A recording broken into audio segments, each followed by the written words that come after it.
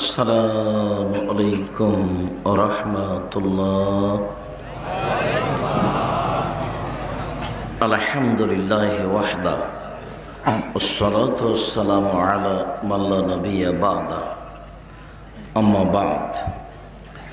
Fa'udhu billahi minasy syaithanir rajim. Ya ayyuhalladzina amanu taqullaha wa kunu ma'as shadiqin. An Abi Hurairah radhiyallahu ta'ala anhu qala Rasulullah sallallahu alaihi wasallam thalathatun la yukallimuhumullahu ta'ala yaumul qiyamah wa la yuzakkihim wa la yanzuru ilaihim Allahumma adzabun azim malikun kadzab wa syaikhun zanin wa ailun mustakbir রাহ মুসলিম। সম্মানিত উপস্থিতি, প্রশংসা আল্লাহর জন্য, শান্তি অবতীর্ণ হক আল্লাহ রাসূলের উপর সাল্লাল্লাহু আলাইহি ওয়াসাল্লাম।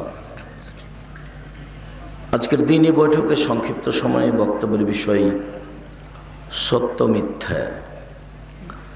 সত্য মিথ্যা সম্পর্কে গুরুত্বপূর্ণ সংক্ষিপ্ত তথ্যবহুল বিবরণের চেষ্টা করব ইনশাআল্লাহুল আজিজ। উল্লিখিত বিষয়ের উপরে কথা বলার পূর্বে কয়েকটি কথা, তার মধ্যে একটি উল্লেখযোগ্য কথা থাকবে 2-1 মিনিট। আন্তর্জাতিক ফুটবল খেলা যা জায়েজ কি না তার প্রারম্ভের কথা থাকবে যে আমাদের আজকের মঞ্চের এই গতিটা ভালো হয়নি। মধ্যে 2 জায়গাতে রাস্তা করা হয়েছে, রাস্তাগুলো এখন বন্ধ করতে হবে। তোমরা যারা দায়িত্ব পালন করছো মাথায় দাঁড়াও, কেউ যেন এখান দিয়ে আর না ঢোকে, এটা দিয়ে যেন কেউ না ঢোকে। তোমরা যারা দায়িত্ব পালন করছো তারা ওই মাথায় দাঁড়িয়ে থাকো, স্টিল দাঁড়িয়ে থাকবা। ভিতর দিয়ে যদি কেউ আসে তাহলে এটা তোমাদের অযোগ্যতা এবং তোমাদের তাৎক্ষণিক পরিবর্তন করে আর একজনকে দেওয়া হবে। চিরদিনের জন্য তোমাকে এই দায়িত্ব আর দেওয়া হবে না। আরও উল্লেখ্য যে এই ছেলে যেগুলো সাজাচ্ছে এটা বাসর ঘর নয়, এগুলো সরা এখান থেকে, এই ফুল এগুলো তাড়াতাড়ি সরা এগুলো। সম্মানিত দিনী ভাই বোন, আমরা আজকের গুরুত্বপূর্ণ আলোচনা সত্য মিথ্যা একটি গুরুত্বপূর্ণ বিষয়। সত্যের ফলাফল জান্নাত আর মিথ্যার ফলাফল জাহান্নাম, এই নিয়ে আমরা আলোচনা করব ইনশাআল্লাহ। আপনারা যারা আছেন, যে যেখানে আছেন, আপনাদের চলাচল বন্ধ করে, কথাবার্তা বন্ধ করে গুরুত্বপূর্ণ আলোচনা বসে শোনার চেষ্টা করুন। আমাদের পক্ষ থেকে আন্তরিকভাবে অনুরোধ থাকছে, কেউ কোথা থেকে দাঁড়িয়ে আলোচনা শোনার চেষ্টা করবেন না, পরে কষ্ট পাবেন যে আমি চাই না। আর যারা রাস্তাঘাটে আছেন, দোকানপাটে আছেন, তারা আপনারা নিজ নিজ কর্ম বন্ধ করে দোকানপাট থেকে চলে আসুন। একটা দিন বের করা খুব কঠিন। আমরা আটমল সালাফিয়া মাদ্রাসার খুব কাছের মানুষ, এ কথা ঠিক। এরপরেও আমাদের আসা সহজ নয়, এ কথাও ঠিক। ইচ্ছা করলে আসতে পারি না। 3 বছরের চেষ্টার সমন্বয়ে আজকে উপস্থিত হয়েছি এবং ব্যয়বহুল খরচ আছে। সবের সমন্বয়ে কষ্ট করে আসলাম, ব্যয়বহুল খরচ করলাম, আর আপনি দোকানে বসে আড্ডা পিটলেন। এত নোংরা আচরণ আমরা গ্রহণ করি না। আর আমরা নির্বাচনে আসিনি যে আপনি ঢং ঢং করে হেঁটে বেড়াবেন, একবার এই চায়ের স্টলে বসবেন, ওখানে একবার বসবেন, চা খাবেন। তো চা তো মায়েরা খান নির্দেশ, চা তো সকালেও খেতে পারবেন। তো এখন কেন আপনার মাথাতে এইসব নোংরা হিসাব নিকাশ ঢুকলো কেন? এসেছেন, মাদ্রাসাকে ভালোবাসেন, আমাদের ভালোবাসেন, সামনে এসে চুপচাপ বসে আলোচনা শোনার চেষ্টা করুন। নিজেকে গরু ছাগল পশু প্রাণী মনে করিয়েন না, নিজেকে মানুষ মনে করবেন, চলা বাঁচা সহজ হবে। আর নিজেকে গরু ছাগল পশু মনে করবেন, এ একবার ধাক্কা দিবে, ও একবার ধাক্কা দিবে, এ একবার তাড়া দিবে, ও একবার তাড়া দিবে, তখন জীবনটা এরকমই হবে, এলোমেলো। এসেছেন অনেক কষ্ট করে, আপনাদের ভালোবাসাকে আমি স্বাগতম জানাই। বহু পুরুষ নারী এসেছেন, লাখো জনগণ। আমি আপনাদের এই ভালোবাসাকে আন্তরিকভাবে স্বাগতম জানিয়ে বলি, আল্লাহ আপনাদেরকে জাযায়ে খায়ের দান করুন, জাযাকুমুল্লাহ খায়ের। আপনাদের অনেক ভালোবাসা, আমি আপনাদের ভালোবাসাকে মূল্যায়ন করি। আমি আপনাদের খুব কাছের মানুষ, আপনাদের আমি দিনী ভাই, আপনাদের আমি বাড়ির মানুষ, আপনাদেরকে আমি মন থেকে জান থেকে ভালোবাসি, এ কথাই ঠিক। আপনার সাথে বৈরিতা দেখিয়ে আমি 1 মিনিট চলবো তা আমি চাইনি কখনো। আর আমার জীবনে আমি 32 বছর থেকে মাঠে আছি, 90 সাল থেকে। এই 32 বছর আমি কোনোদিন অপ্রয়োজনীয় বাক্য বলিনি। 32 বছর আমি কোনোদিন কেসা কাহিনী বলিনি। 32 বছর আমি কোনোদিন মাযহাব বিরোধী বক্তব্য দিতে যাইনি। 32 বছর আমি কোনোদিন মানুষের কাছে পথ খরচ পাথেও চাইনি। 32 বছর আমি কোনোদিন আমার পরিচয় দিইনি। মানুষ যখন আমাকে চাপ দিয়ে জিজ্ঞাসা করেছে বিজ্ঞাপন পোস্টারে কি লিখবো, তখন আমি বলেছি আমার নাম আব্দুর রাজ্জাক আর আমার বাপের নাম ইউসুফ, বাপ বেটা মিলে আব্দুর রাজ্জাক বিন ইউসুফ। এর চেয়ে বেশি আমি কিছু বলিনি। আপনার সাথে আমার আন্তরিকতা ভালোবাসা অনেক বেশি, এ কথাই ঠিক। অতএব আপনার আব্দুল্লাহ ইবনে আমর রাদিয়াল্লাহু তাআলা আনহু বলেন, রাসূল সাল্লাল্লাহু আলাইহি ওয়াসাল্লাম বলেছেন 4 শ্রেণীর মানুষ জান্নাতে যাবে না। 1 আক্কুন, বাপ মাকে মানে না যে। 2 কাম্মার, জুয়া খেলে যে। 3 মান্নান, খোটা দেয় যে। 4 মধুমনে খামর, নেশাদার দ্রব্য পান করে যে। এই 4 শ্রেণীর মানুষ জান্নাতে যাবে না। তার 1 শ্রেণীর মানুষ জুয়া খেলে যে। এ কথা মুহাম্মদ সাল্লাল্লাহু আলাইহি ওয়াসাল্লাম বলেন।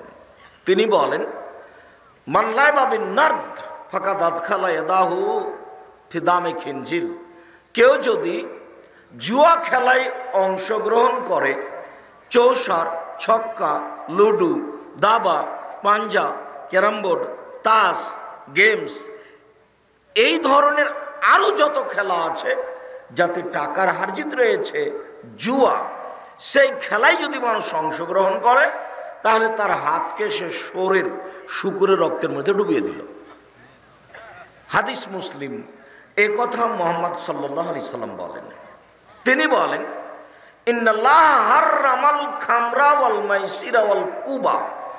নিশ্চয় আল্লাহ তাআলা চিরদিনের জন্য মদ, জুয়া, বাদ্যযন্ত্র, ডুবি তবলা, হারমোনিয়াম, সেতারা, দোতারা, যত বাদ্যযন্ত্রের মাধ্যম আছে চিরদিনের জন্য হারাম।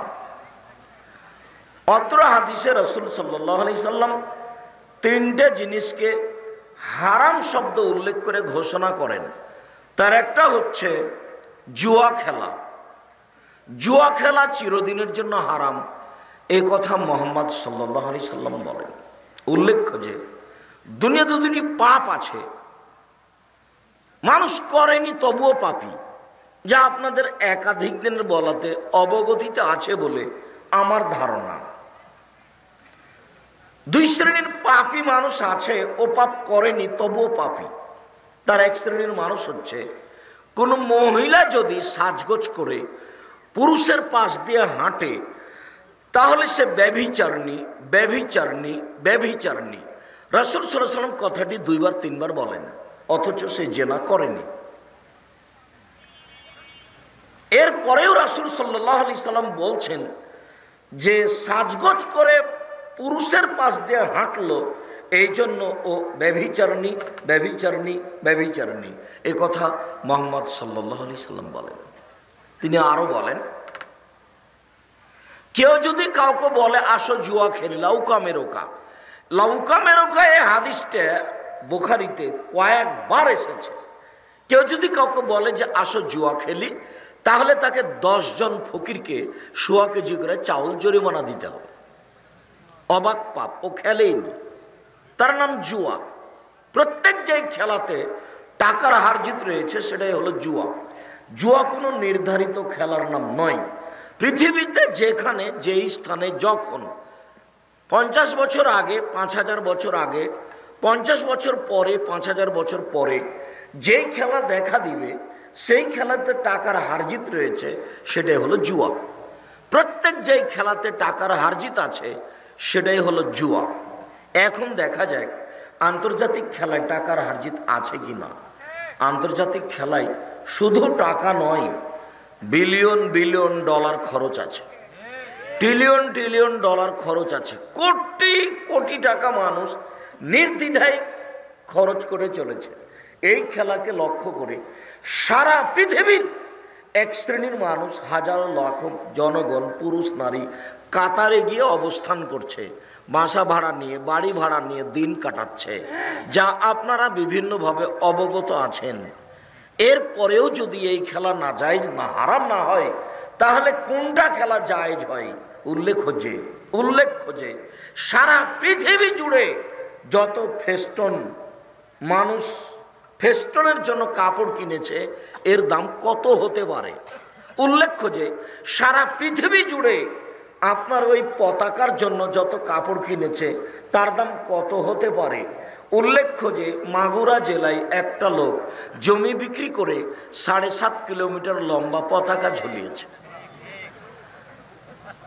ফেনী জেলায় একটা লোক 4.5 কিলোমিটার লম্বা করে পতাকা ঝুলিয়েছে। সারা পৃথিবী জুড়ে যত পতাকার কাপড় কিনা হয়েছে, তাতে কত পতাকা কাপড় লেগেছে হিসাব করা বড় কঠিন।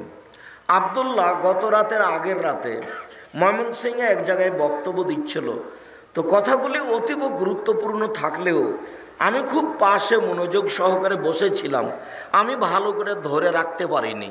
তার একটা কথা আমার খুব স্মরণে লাগে, সেটা হচ্ছে যে আমরা লন্ডনে থাকি, তো রাস্তায় যাতায়াত করছি, বিশ্ববিদ্যালয়ে যাচ্ছি, কিন্তু এই ব্রাজিল আর্জেন্টিনা এরা ইহুদি খ্রিস্টান, এরা খেলছে, এই দেশের লোক কেউ খেলার কথা জানে, তাদের কর্ম বন্ধ করে তারা খেলা দেখছে, এটা কিছু বোঝা গেল না। অথচ বাংলাদেশের অক্সফোর্ড হচ্ছে, ঢাকা বিশ্ববিদ্যালয়, সেখানে বিশাল ফেস্টন দিয়ে হাজারো লাখো পুরুষ নারী বসে দেখছে, হইচই করছে। তাহলে আসলে ঘটনা উল্টা বলল আলোচনায়, যে ঘটনা হচ্ছে ইহুদি খ্রিস্টান মুসলমানকে পশু প্রাণী মনে করে, তাই বিনোদন দিয়ে রেখেছে, বিনোদন। এরা সব জায়গাতেই তাই করে। এরা যখন লন্ডন আমেরিকায় যায়, তখন এরা গুসাপ করে, এদের কোনো বড় কাজ নাই। আব্দুল্লাহর বক্তব্যতে আরেকটা ছিল যে এই যে পদ্মা সেতু হলো, পদ্মা সেতুতে যারা বড় ইঞ্জিনিয়ার তারা বাহিরের, আর যারা ইট বহন করে তারা দেশের। ইট বহন করতে একটু দেরি হলে পাছায় লাথি মারে, যে লাথি মারে তারই পতাকা তুমি ঝুলিয়েছ, তোমার মোটর সাইকেলে আছে। তোমাকে আমি কোনোদিন মানুষ মনে করিনি, তোমাকে আমি গরু ছাগল পশু প্রাণী মনে করেছি, আর এর জন্য তোমার মা আর তোমার বাপই দায়ী। তুমি যাকে মা বলেছ, আমি একে মা বলিনি, আমি বলেছি তোমার এটা খালা, আমি এটা তোমার সৎমা বলেছি, শতদিন বলেছি। এখন তোমার মাথায় এইভাবে একটা ছাতা চুল আছে, উপরে একটু রেখেছ, চতুর্দিক চেঁচে রেখেছ। তুমি কি জানো এটা কার ছাঁটা, কার চুল? তুমি কি জানো এটা? যার পতাকা তোমার মোটর সাইকেলে আছে, বাড়িতে আছে, তুমি কি জানো সে কে? সে কে 2 মিনিট পরে বলি, এইটা আগে কথা শেষ করি। উল্লেখ্য যে সারা পৃথিবীর মানুষ এই খেলাকে লক্ষ্য করে হাততালি দিচ্ছে। হাততালি দেওয়া ইহুদি খ্রিস্টানদের নীতি চরিত্র। সারা পৃথিবীর লাখো কোটি নারী এই খেলাকে লক্ষ্য করে নাচছে। সারা পৃথিবীর বহু মানুষ এই খেলাকে লক্ষ্য করে 2 ভাগ হয়েছে। ওরা বলছে যদি আমার দল পরাজয় হয় তাহলে আমি আত্মহত্যা করব। আর এরা বলছে আমাদের দল পরাজয় হলে আমরা গরু জবাই করে খাওয়াবো। তারপরে সারা পৃথিবী জুড়ে যে টেলিভিশন ব্যবহার হচ্ছে, এতে কত খরচ আছে। এরপরেও সারা পৃথিবী জুড়ে যে মানুষের নামে গরু ছাগল পশু প্রাণী দিন রাত সারা রাত বসে দেখছে, এক খেলে চেয়ে আছে আর তালি মারছে আর মাঝে মধ্যে লাফ দিয়ে উঠছে, সব মিলে এটা খারাপ না কি? বুঝেও বুঝে না ওরা, অন্তর আছে বুঝে না, দেখেও দেখে না ওরা, চক্ষু আছে দেখে না, শোনেও শোনে না ওরা, কান আছে শোনে না। উলায়েকা কালানাম, তারা পশু প্রাণীর মতো, তারা গরু ছাগলের মতো, তারা কুকুর শ্রেণীর মতো, বরং তার চেয়ে খারাপ। এখানে হচ্ছে তারা এখানে কোনো দায়িত্বশীল নেই। আপনার চোখের সামনে এখানে হেঁটে চলে গেল কি করে? আমি বক্তব্য তোমরা উঠে যাবো যদি আপনার দায়িত্ব পালন না করতে পারেন। হ্যাঁ বেকুপাক, হ্যাঁ আবুল কালাম, দেখো এখানে এখানে দাঁড়ান করো, তুমি দাঁড়াও, এখানে যাও, তুমি দাঁড়াও। অযোগ্যতার মতো দায়িত্ব পালন করছো, তোমাকে আমি বলিনি ওইখানে একজন পাহারা দাও, এখানে একজন পাহারা দাও, না আমাকে বলো, আমি দেখছি। সম্মানিত দিনী ভাই বোন, সম্মানিত দিনী ভাই বোন, আমি আপনাদের আন্তরিকভাবে অনুরোধ জানাচ্ছি, আমরা আপনাদের সামনে কিছু গুরুত্বপূর্ণ কথা বলবো। তাতে আমরা আশা করছি যে আপনাদের আমরা কিছু না কিছু উপকার করবই করব ইনশাআল্লাহ। আপনারা ধৈর্যের পরিচয় দিয়ে, নিজের কাজ না দেখিয়ে ধৈর্যের পরিচয় দিয়ে সামনে এসে বসে কিছুক্ষণ সময় আলোচনা শুনুন। আপনাদের আমি কিছু না কিছু উপকার করবই করব ইনশাআল্লাহ। বিশ্বাস করুন, আমি দীর্ঘ 32 বছর কোনোদিন অপ্রয়োজনীয় কথা বলিনি। বিশ্বাস করুন, আমি দীর্ঘ 32 বছর আমি কোনোদিন কেসা কাহিনী বলিনি। আল্লাহে আল্লাহর কসম, আল্লাহে আল্লাহর কসম, দীর্ঘ 32 বছর আমি কোনোদিন মানুষের কাছে পথ খরচ পাথেও যাইনি।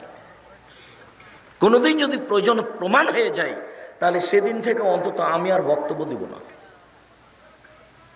অতএব আবারও আমি কথার মধ্যে আপনাদেরকে অনুরোধ জানাচ্ছি, আপনারা আপনাদের কাজ বন্ধ করে, লেনদেন বন্ধ করে, ক্রয় বিক্রয় বন্ধ করে, গল্প বন্ধ করে সামনে বসে থেকে আলোচনা শোনার চেষ্টা করুন। আর আমাদের আটপল সালাফিয়ার ছেলেরা, তোমরা একটু চতুর্দিকে পাহারা দাও। ওই আজকে তোমরা বক্তব্য শুনিও না, ওই সামনে যত কোনো মানুষ দাঁড়িয়ে না থাকে বসার জন্য অনুরোধ করো। তোমার অনুরোধ রক্ষা না হলে তাকে চলে যেতে অনুরোধ করো, অন্যথায় বাধ্য করো। মুখটা নাক মুখে কিছু বলবো না, মুখটা বন্ধ করে ওদেরকে বসার জন্য আন্তরিকভাবে অনুরোধ জানাও। বসেই কথা শুনতে হবে, জায়গা না থাকে সেটা ভিন্ন কথা। যেমন আমরা সেদিন রহনপুর নামে একটা জায়গা চাঁপাইনবাবগঞ্জে উপস্থিত হয়েছিলাম, তো অর্ধেক মানুষ বসে আছে, অর্ধেক মানুষ দাঁড়িয়ে আছে। হয়তো আর 1.5-2 লাখ মানুষ উপস্থিত হয়েছে। এরা তো আর জানেন যে এত মানুষ আসবে, এখন কি করে বসতে দিবে? তাদের কাছে আমরা আর বসার দাবিও করতে পারি না। তা আমরা তো আশা করছি আজকে বসার জায়গা আছে। অতএব আমি আপনাদের কাছের মানুষ, আপনাদেরকে আমি খুব ভালোবাসি, আমি আপনাদেরকে কষ্ট দিতে চাইনি। দয়া করে আপনাদের কাজকর্ম বন্ধ করে খুব ধৈর্যের পরিচয় দিয়ে এক খেয়ালে বসে থাকুন। আমি আপনাদের কিছু না কিছু উপকার করবই করবো ইনশাআল্লাহ। সম্মানিত দিনী ভাই বোন, এইটুকু বলার পরে একটু সামান্য পরিচয় দিই। ইহুদি খ্রিস্টান, ইহুদি খ্রিস্টান জন্মসূত্রে মুসলমানের চরম বিরোধী। এই ব্যাপারে আল্লাহ তাআলা বলেন, লান তারজা আনকাল ইয়াহুদান নাসারা হাত্তা তাত্তাবিআ মিল্লাতাহুম। মুহাম্মদ সাল্লাল্লাহু আলাইহি সাল্লাম, ইহুদি খ্রিস্টান আপনাকে কোনোদিন মানবে না, কখনো মানবে না। আপনি ইহুদি হন তাহলে মানবে, আপনি খ্রিস্টান হয়ে যান তাহলে মানবে, আপনাকে কোনোদিন তারা মানবে না। ওরা ইহুদি, ওরা খ্রিস্টান। আর্জেন্টিনা ইহুদি খ্রিস্টান, ব্রাজিল ইহুদি খ্রিস্টান, চীন, জাপান, আমেরিকা, রাশিয়া, এসব দেশগুলি সব ইহুদি খ্রিস্টান। পৃথিবীর প্রায় মানুষ ইহুদি খ্রিস্টান। যারা বলছে যে আমাদের নবী মুহাম্মদ সাল্লাল্লাহু আলাইহি সাল্লাম ভুয়া নবী, আমাদের নবী ভুয়া নবী, ওই তো সেদিন জর্জ বুশ যখন ইরাকের সাথে যুদ্ধ ঘোষণা করেছিল তখন তার যুদ্ধের নাম দিয়েছিল ক্রুসেড যুদ্ধ, মানে ধর্মীয় যুদ্ধ। ও ধর্মীয় যুদ্ধে জয়ী হয়েছে, এটা তার দাবি। তার মানে মুহাম্মদ সাল্লাল্লাহু আলাইহি সাল্লাম ভুয়া নবী। নবী তো হলেন ঈসা, নবী হলেন মুসা। যদি আবারও কেউ নবী হন তাহলে ঈসা মুসার মাধ্যম দিয়ে আসতে হবে, অর্থাৎ ইসাহাকের মাধ্যম দিয়ে আসতে হবে। ইব্রাহিমের ছেলে হলেন ইসাহাক, ইসাহাকের ছেলে হলেন ইয়াকুব, ইয়াকুবের ছেলে হলেন ইউসুফ। এখন ইসবের ধারাবাহিকতায় আছেন সুলাইমান, দাউদ, ঈসা, মুসা। তাহলে মোহাম্মদকে এই সালে ধারাবাহিকতা আসতে হবে। হঠাৎ করে ইসমাইলের ছেলে মোহাম্মদ, এ আবার কে? তারা এখনো মানেনি, কিয়ামত পর্যন্ত কোনোদিন মানবে না। এই ছেলে বোকা ছেলে, তোমারই ব্রেয়াতে মোটর সাইকেলে ব্রাজিলের পতাকা আছে, ও যদি তোমাকে কাছে পায়, তোমার কথা বলছি তোমাকে, ও যদি তোমাকে কাছে পায় তাহলে 3 বালতি পায়খানার গু তোমার মাথায় চাপিয়ে দেবে। তোমার নবী হলো তার কাছে ভুয়া নবী, আর তুমি হলে তার কাছে গরু ছাগল পশু। তুমি যাও লন্ডন আমেরিকায় কাজ করতে, এইভাবে তোমাকে কাজের কথা বলবে লাথি বেড়ে। একটু 19-20 হলে তোমাকে মানবে না, লাথি মেরে তোমাকে কাজের কথা বলবে, আর সব সময় তোমার কাছে পায়খানা সাফ করিয়ে নেবে। আর তুমি শুনে রাখো, উপস্থিত বৈঠকের দিনী মুসলিম বোন, এই মেয়ে তুমি কথা বলছো কেন? তুমি মেয়ে মানুষ এখানে এসেছো, গল্প করছো কেন? ক্লাস 10-এ পড়ো, পাঞ্জার চুল দেখিয়ে এদিক ওদিক ঘুরে বেড়াচ্ছ, জাতিকে পাপি করে জান্নাত কিনতে চাও, এরকম করছো কেন? মুখ বন্ধ করো। উপস্থিত বৈঠকের মুসলিম বোন, আপনাকে অনুরোধ করছি আপনি মুখ বন্ধ করে বসে থাকেন। আর একজন মহিলা যদি আপনার গায়ের উপর দিয়ে চলে যায় তবু আপনি মুখ খুলবেন না, একবারে চুপচাপ মুখ বন্ধ করে বসে থাকেন। আপনি আমার দিনী বোন, আপনাকে আমি অনেক ভালোবাসি, আপনার আমি কিছু না কিছু উপকার করবই ইনশাআল্লাহ। আপনি একটু ধৈর্যের পরিচয় দিয়ে বসে থাকুন। এই ছেলে, তোমাকে আগে বলি, তোমার কথাটাই বলি, তোমার বোন ওখানে মাথায় কাপড় না দিয়ে বসে আছে কেন? এই জন্য যে এটা তোমার মা নয়, এটা তোমার খালা। তুমি বিশ্বাস করো, আমি প্রমাণ করব এটা তোমার মা নয়। দেখি তুমি কেমনে তাকে মা প্রমাণ করো। তোমার কথাটা আগে বলি, তারপরে আমরা আলোচনার এই অংশের মাঝামাঝিতে আছি। এই অংশ ছেড়ে আমরা আমাদের বিষয়ে আলোচনায় যাব। আগে প্রমাণ করি যে তোমার এটা মা নয়।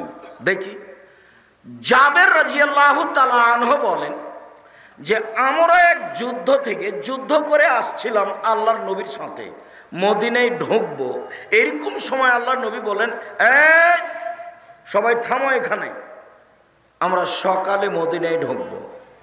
তখন আমি জাবের বললাম, আল্লাহর নবী, আমি নতুন বিবাহ করেছি, আমাকে বাড়ি যেতে অনুমতি দেন। আমার এই কথা শুনে আল্লাহ রাসূল বলতে লাগলেন, ও তুমি নতুন বিবাহ করেছো, বিকরা নাম সাইয়েবা, তো তুমি তালাক প্রাপ্তা মেয়ে বিবাহ করেছো না কুমারী মেয়ে বিবাহ করেছো? আমি বললাম যে সাইয়েবা, তালাক প্রাপ্তা মেয়ে বিবাহ করেছি। ওর আগে বিবাহ হয়েছিল, ওর স্বামী তাকে ছেড়ে দিয়েছে, আমি তাকে বিবাহ করেছি। তখন আল্লাহ রাসূল বলেন, আরে হাল্লা বিকরান তুলায়বকা, তুমি কুমারী মেয়ে কেন বিবাহ করলে না? তুমি তার সাথে খেলতে, ও তোমার সাথে খেলতো। আরে তুমি কুমারী মেয়ে কেন বিবাহ করলে না? তুমি তার সাথে খেলতে, ও তোমার সাথে খেলতো। আরে তুমি অবিবাহিতা মেয়ে কেন বিবাহ করলে না? তুমি তার সাথে খেলতে, ও তোমার সাথে খেলতো। যাক, রাসূল সাল্লাল্লাহু আলাইহি সাল্লাম এই পর্যন্ত বললেন। এখন দেখি জাবের কি বলছেন। জাবের রাদিয়াল্লাহু তাআলা আনহু বলছেন, আল্লাহর নবী, আমার বাপ উহুদের যুদ্ধে শহীদ হয়েছেন 6 জন মেয়ে রেখে। আমার 6টা বোন আছে। আমার বোনদের সমবয়সের মেয়েকে আমি বিবাহ করতে চাইনি 4টা কারণে। আল্লাহর নবী, আমার বাপ উহুদের যুদ্ধে শহীদ হয়েছেন 6টা মেয়ে রেখে। আমার 6টা বোন আছে, আমি আমার বোনদের সমবয়সের মেয়েকে বিবাহ করিনি 4টা কারণে। উপস্থিত বৈঠকের মুসলিম বোন, আপনি আবার কথা বলছেন কেন? আপনাকেই তো লক্ষ্য করে কথা বলছে, আপনি একটু মুখ বন্ধ করেন। আপনি মহিলা মানুষ, আপনি একটু মুখটা বন্ধ করেন, আপনাকেই বলছি। আপনি একটু কান লাগিয়ে একটু কথাটা শোনেন। আপনাকে আমি বললাম যে এমন ভাবে বসে থাকেন পাখি যেন মনে করে আপনি পাথর। আপনার গায়ের উপর দিয়ে যদি আরেকজন চড়ে চলে যায় তো আপনি মুখ খুলবেন না, এইভাবে বসে থাকেন। আপনাকে বলছি, আপনি দেখেন, আল্লাহর নবী, আমি আমার বোনদের সমবয়সের মেয়েকে, কুমারী মেয়েকে বিবাহ করিনি 4টা কারণে। 1, লে তুয়ার দেবা হন না, আমার স্ত্রী যেন আমার বোনদেরকে শিষ্টাচার শেখাতে পারে। শিষ্টাচার কি জিনিস? আম্মু, ডান হাতে গিলাস ধরে পানি পান করো, বাম হাতে ধরো না, বাম হাতে শয়তান ধরে। শিষ্টাচার। আম্মু, ডান পায়ের জুতা আগে পরো, বাম পায়ের জুতা পরে পরো, শিষ্টাচার। আম্মু জুতা খোলার সময় বাম পায়েরটা আগে খোলো, ডান পায়েরটা পরে খোলো, শিষ্টাচার। আম্মু রাস্তায় হাঁটার সময় রাস্তার এক পাশ দিয়ে হাঁটবা, শিষ্টাচার। আম্মু বিছানে শোয়ার সময় দোয়া পড়ে ডান কাতে শুইবা, শিষ্টাচার। আমার স্ত্রী যেন আমার বোনদেরকে শিষ্টাচার শিখাতে পারে, এই জন্য আমি আমার বোনদের বয়সের মেয়েকে বিবাহ করিনি। তালাকপ্রাপ্ত বড় বয়সের মেয়েকে বিবাহ করেছি যাতে করে আমার বোনদেরকে চারটা শিখাতে পারে। তার একটা হলো শিষ্টাচার। এই ছেলে, তোমার মাথায় ছাতা চুল, বলো তো এটা কোন শিষ্টাচার?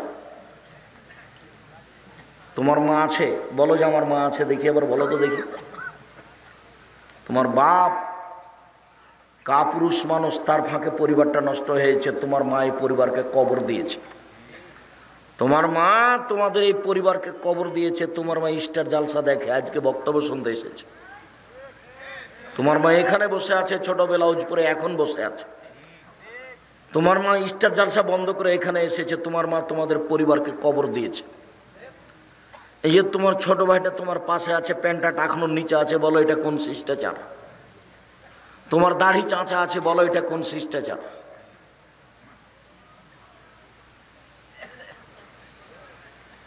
কোন শিষ্টাচার তোমার মা শিখায় তোমাকে? কোনটা শিষ্টাচার? এটা কোনটা? কি শিখলে জীবনে? ব্রাজিলের পতাকা নিয়ে দৌড়িয়ে বেড়াচ্ছ আর হাততালি মারছো, এটা কোন শিষ্টাচার? দুই, অতুয়াল্লিমহুন্না, আমার স্ত্রী যেন আমার বোনদেরকে বিদ্যে শিখাতে পারে, বিদ্যে শিখাতে পারে। আম্মু জোহরের 4 রাকাত ফরজ সালাত পড়তে হয়, আগে 4 রাকাত, পরে 2 রাকাত, 6 রাকাত সুন্নাত পড়লে জান্নাতে ঘর বানানো হয়। আম্মু জোহরের আগে 4, পরে 4, 8 রাকাত সুন্নাত পড়লে জাহান্নাম হারাম হয়ে যায়। আমার স্ত্রী যেন আমার বোনদেরকে বিদ্যা শিখাতে পারে। 3, অতুরাজ্জালাহুন্না, আমার স্ত্রী যেন আমার বোনদের মাথার চুল চিরুনি করে রাখতে পারে, পরিপাটি করে রাখতে পারে, সাজগোজ করে রাখতে পারে। এই ছেলে, তোমার বোন ক্লাস 10-এ পড়ে, দেখো পাঞ্জার চুল নিয়ে দৌড়িয়ে বেড়াচ্ছে এখানে। ও মুসলমানের না হিন্দুর? তুমি বলো দেখি, কষ্ট লাগে? কষ্ট লাগলে কিছু আসে যায় না। তোমাকে বলতে এসেছি, তোমাকে বলতে এসেছি, তোমার মরা পর্যন্ত যেন এই কথা মনে থাকে। কি করবে এভাবে পশু প্রাণীর মতো জীবন কাটিয়ে? লাভ দিয়ে এভাবে উঠে কি করবে? জীবনটা তো কাটালে এইভাবে। অমুকের চরিত্র ফুলের মতো পবিত্র। এই জন্যই আমার মনে কষ্ট পাই এবং মাঝে মধ্যে বলি, আমার মনে বড় স্বাদ, আমি এ দেশের মাটিতে ছেলে মেয়েকে জামিয়া সালাফিয়া প্রতিষ্ঠানে উন্নত মানের বাংলা, ইংরেজি, আরবি শিক্ষা দিয়ে অন্যায়ের বিরুদ্ধে লড়বো, মুখে কলমে মিডিয়ায়।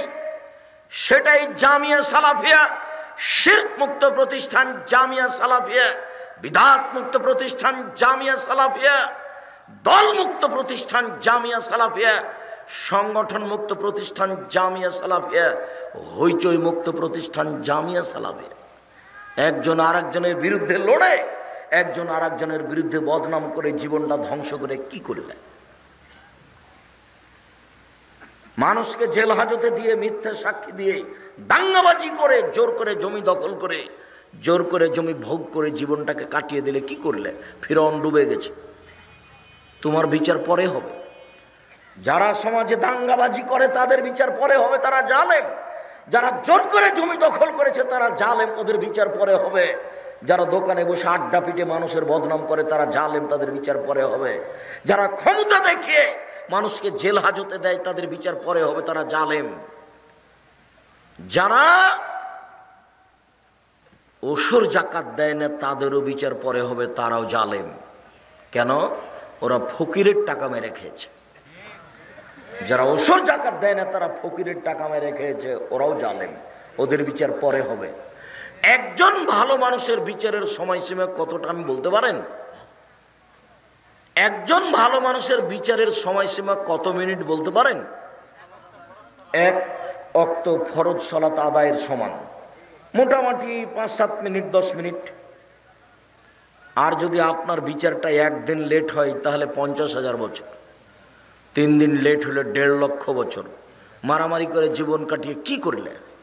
দোকানে বসে আড্ডা পিটে মানুষের বদনাম করে কি করলেন? এইভাবে জীবন কাটিয়ে কি হবে? খুব সাধারণভাবে দুনিয়াতে থাকতে হবে, উপার্জন বৈধ করতে হবে, বাস উপার্জনের কাজ শেষ, বাড়ি চলে আসতে হবে।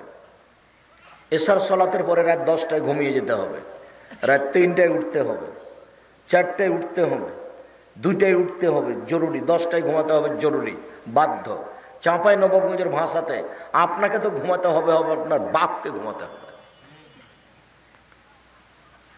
কোনো দিনই জরুরি আলোচনা না থাকলে আপনাকে 10টার পরে ঘুমিয়ে যেতে হবে।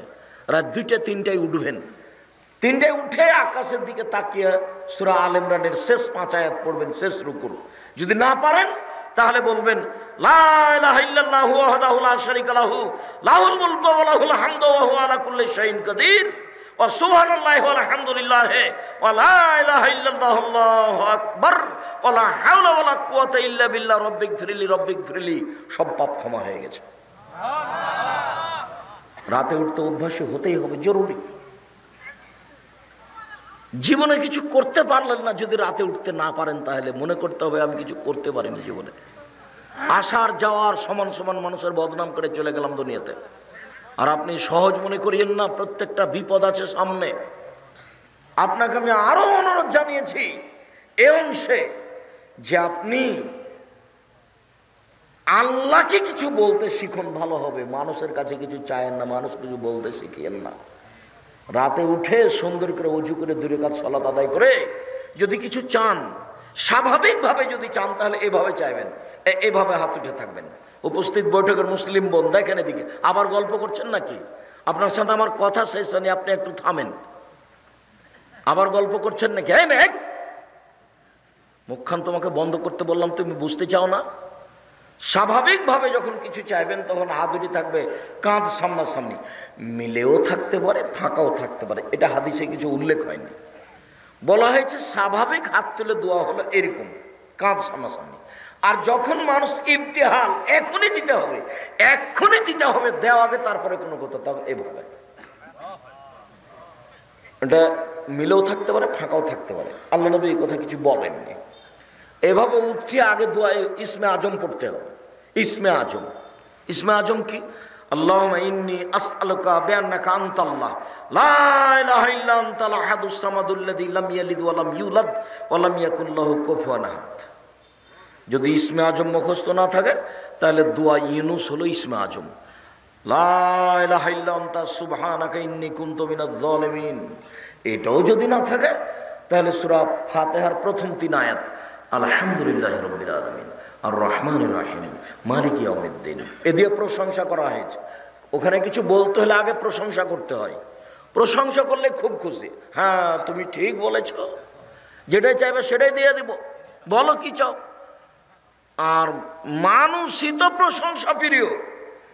একটা ধনী মানুষ আপনারা আটমল মাদ্রাসার জন্য টাকার কথা বলতে গেছেন, যেই বলছেন 10,000 টাকা দেন তো সম্মেলন উপলক্ষে। তোমার কে গো? যা ওইদিকে যা বসো। জি আসসালামু আলাইকুম, আপনার কথা তো আমরা খুব শুনি, আপনি তো খুব প্রশংসনীয় মানুষ, আপনাকে সবাই ভালোবাসে। আমরা একটা বড় কাজ নিয়ে এসেছি, আপনার তো মহৎ উদ্দেশ্য, আপনার অনেক প্রশংসা শুনি, আমাদের একটু 10,000 টাকা দেওয়ার ব্যবস্থা করবেন। ও আচ্ছা ঠিক আছে, তাহলে আর একবার দেখা করো দেখি। একটা কিছু বলবে, মানে ও প্রশংসা প্রিয় মানুষই, আর ও তো বলছে যে আমি প্রশংসা করলে খুব খুশি হই, তা আলহামদুলিল্লাহ। ওই জন্য আল্লাহ নবী বলছেন আফজালুদ দুআ আলহামদুলিল্লাহ, সবচেয়ে উত্তম দোয়া হলো আলহামদুলিল্লাহ, প্রশংসা আছে যে, সেই জন্য খুব। আর সূরা ইখলাস পড়লে তিনবার পড়লে একবার কোরআন মাজিদ পড়ার সমান হয়। কেন? সূরা ইখলাস খুব দামি, শুধু তার গুণ বর্ণনা করা হয়েছে, ওতে তিনি খুশি। সূরা ইখলাস মানে পড়লেন আপনি মানে উনি খুব খুশি হয়ে গেছে, হ্যাঁ ঠিক বলেছো তুমি, আমি কাউকে জন্ম দিই না, আমি কারো থেকে জন্ম নি না, আমি হচ্ছে নিরপেক্ষ মুখাপেক্ষীহীন, আমাকে কেউ পারে না। আপনি যখন এরকম ভাবে বললেন তখন উনি বলছেন হ্যাঁ ঠিক আছে ঠিক আছে ঠিক আছে, 3 বার পড়ে একবার কোরআন মাজিদ পড়ার নেকি দিয়ে দেবো, 3 বার পড়ে একবার কোরআন মাজিদ পড়ার নেকি দিয়ে দেবো। আয়াতুল কুরসি পড়েন অনেক, আয়াতুল কুরসিতে কেন, আয়াতুল কুরসিতে এরকমই প্রশংসা আছে, তার উনি প্রশংসায় খুব খুশি। এই জন্য সুবহানাল্লাহি ওয়া বিহামদিহি সুবহানাল্লাহিল আযীম, এটা হলো সবচেয়ে ভারী নেকি দাঁড়িপাল্লায়, এতে আল্লাহর প্রশংসা আছে। এই জন্য তাই আল্লাহ রাসূল বলছেন আফজালুদ দুআ আলহামদুলিল্লাহ, সবচেয়ে উত্তম দোয়া হচ্ছে আলহামদুলিল্লাহ। তো এখন আপনি ইসমে আজম পড়েন, যদি ইসমে আজম না পারেন তাহলে দোয়া ইউনুস পড়েন, দোয়া ইউনুস যদি না পারেন তাহলে প্রশংসার জন্য সূরা ফাতিহার প্রথম 3 আয়াত পড়েন, এরপরে দুরুদে ইব্রাহিম, দুরুদে ইব্রাহিম লাগবে কিন্তু, আল্লাহুম্মা সাল্লাল্লাহু বারিক আলা, দুরুদে ইব্রাহিম না পড়লে আপনার দোয়া ওপরে যেতে যেতে থেমে যাবে। ওই দোয়া ইব্রাহিম, দুরুদে ইব্রাহিম ঠেকে রেখেছে, পড়ো যেতে পারবে না। লা ইয়াসাদু দোয়া, মানুষের দোয়া ওপরে যাবে না, দুরুদে ইব্রাহিম ছাড়া। দুরুদে ইব্রাহিম পড়তে হবে, তাহলে আপনার দোয়া এখন উপর দিকে যাবে। ও ঘেরে রেখেছে, শিক্ষক সবাইকে বলতে বলতে বাধ্য, বলতে হবে, দিন রাত বলতে হবে, তারপরে হওয়া না হওয়া পরে। যত বলবেন তত খুশি, যত কম বলবেন তত অখুশি। উপস্থিত বৈঠকের দিনই মুসলিম বোন, 3 নম্বর হলো মাথার চুল চিরুনি করে দিতে হবে। যেন আমার বোনদের মাথার চুল চিরুনি করে দিতে পারে, সেই জন্য আমি আমার বোনদের সমবয়সের মেয়ে বিবাহ করিনি। 4 অতাকুম আলাইহিন্না, আমার স্ত্রী যেন আমার বোনদের উপরে পাহারা দিতে পারে। আমার স্ত্রী আমার বোনদের জন্য পাহারাদার, তোমার মা তোমাদের জন্য পাহারাদার। বলো কি পাহারা দিয়েছে বলো দেখি। তোমার মার জন্য 4টে জরুরি, 1 শিষ্টাচার, 2 বিদ্যা, 3 চিরুনি, 4 পাহারাদার। তোমার মা এই পরিবারে পাহারাদার। এনারা 8 মাদ্রাসা চালায়, একটা পাহারাদার রেখেছে। সকালে এসে হুমায়ুন দেখলো যে 2 ঘন্টা ঘুমিয়েছিল, তো হুমায়ুন তাকে বলছে হবে না বাবা তুমি যাও, পাহারা তুমি দিতে এসে ঘুমিয়ে আছে, হবে না বাবা তুমি যাও। তো এখন তোমার মাও পাহারাদার ঘুমিয়েছিল, কিছুই বললো না তোমরাকে, এখন তোমার বাপের উচিত তোমার মাকে বলা যে তুমি যাও, হয়েছে। এটাই করতে হবে, আমি করতে আদেশ করিনি, পরামর্শ দিলাম। জরুরি 1 শিষ্টাচার শিখাতে হবে তোমার মাকে তোমাকে, 2 বিদ্যা তোমার মাই শিখে দেবে, 3 চিরুনি করে দেবে, তোমাদেরকে পরিপাটি করে রাখবে, সাজগোজ করে রাখবে, 4 তোমাদের উপরে পাহারা দিবে। বলো কোন পাহারা? বলো তোমার বোন এখানে দাঁড়িয়ে আছে, এখন শীতের দিনে আমার বোন দাঁড়িয়েছে, আমার মাই বগড়া বাজার যায়, তোমার বাপ কাপুরুষের জন্য যায়, তোমার বাপের জন্য 5টা জরুরি জিনিস ছিল। আল্লাহ নবী বলেছেন পৃথিবীর মানুষ স্বামী হলে 5টা জিনিস লাগে। রাসূল সাল্লাল্লাহু আলাইহি ওয়াসাল্লাম বলছেন ইয়া মাশারাস শাবাব মান ইসতাতা মিনকুম বাত ফালিয়াতাজাওয়াজ, পৃথিবীর পুরুষ যারা বিবাহ করতে চাও ক্ষমতা থাকলে বিবাহ করবা, বিবাহ করলে ক্ষমতা লাগে। ফাইলামেস্তাতে যদি ক্ষমতা না থাকে ফাইলে বিশ্বম, তাকে রোজা রাখতে হবে। রোজা থেকে থেকে থেকে যৌবনকে করে মিটিয়ে ধুলিসাৎ করে দাও মাটির সাথে, বিবাহ করিও না। ক্ষমতা না থাকলে বিবাহ করিও না, ক্ষমতা না থাকলে বিবাহ করিও না, নইলে ছেলে মেয়ে খারাপ হয়ে যাবে, সবাই বউ খারাপ হয়ে যাবে। শুনুন 5টা জিনিস লাগে। 1 যে মানের খাচ্ছেন বউকে সে মানের খাওয়াবেন, 2 যে মানের পড়ছেন সে মানের পড়াবেন, 3 ওলা তুকাব্বে কটু কথা বলবেন না, গালি দিবেন না, মারবেন না, ঠোঁট মোটা বলবেন না, রং কালো বলবেন না, 4 মুখের উপরে মারবেন না, 5 ওলা তাতর খাইল্লা ফিল বাইতে, আপনি আপনার স্ত্রীকে আপনার বাড়ি ছাড়া কোথাও যেতে দিবেন না। খালার বাড়ি যেতে পারে না, ফুফুর বাড়ি যেতে পারে না, নানির বাড়ি যেতে পারে না, মায়ের বাড়ি যেতে পারে না, জরুরি দুর্ঘটনা ছাড়া বাড়ি ত্যাগ করতে পারে না। বাজার তো বহু দূরের কথা, বাজার তো ভাবতেই পারে না। আপনি কাপুরুষ, সেজন্য বাজার ভেবে ওই ঘুরে বেড়াচ্ছে। আপনি বেশি সুযোগ দিয়েছেন, ও বোকা মহিলা দিন রাত অভিমান করে, খালি বলে এটা মোটা কাপড় ভালো লাগে না, এটা চিকন কাপড় ভালো লাগে না। তখন আপনি 3-4 দিন পরে বলছেন তুই যা, তুই যে বাজার কর। এই তো অবস্থা হয়েছে। তখন শয়তান সুযোগ পেয়ে কয়দিন পরে বলছে যে সংসার হবে না, তালাক, তুই যা, 1 তালাক 2 তালাক 3 তালাক, তোকে তালাক দিলাম, 1 বৈঠকে 3 তালাক, তুই এখন চলে যা। পরের দিন ভুল ভেঙেছে, কি করা যায়, ছেলে মেয়ে 3টে, তো কি করা যাবে? তখন হানাফি মাদ্রাসাতে গেছে, আপনার ইয়েতে কি যেন জামিল মাদ্রাসায়, তো বলছে 1 রাতের জন্য বিবাহ দিতে হবে। যেন হলো না, খারাপ হয়ে গেল, চলো আব্দুর রাজাক সাহেবের কাছে, নাহলে আটমুল মাদ্রাসায় যাই। বলে হ্যাঁ সংসার চালু আছে, 1 তালাক হয়েছে, কোনো সমস্যা নেই, তোর বাঁচানো যাক, সিজদা করি আলহামদুলিল্লাহ। ধর্ম এইভাবেই চলছে। এই ছেলে, লজ্জা করো তুমি, তোমার মাকে 4টে জিনিস বলে দিও তো। 1, শিষ্টাচার শিখাবে তোমার মা তোমাদেরকে। 2, বিদ্বেষ শিখাবে।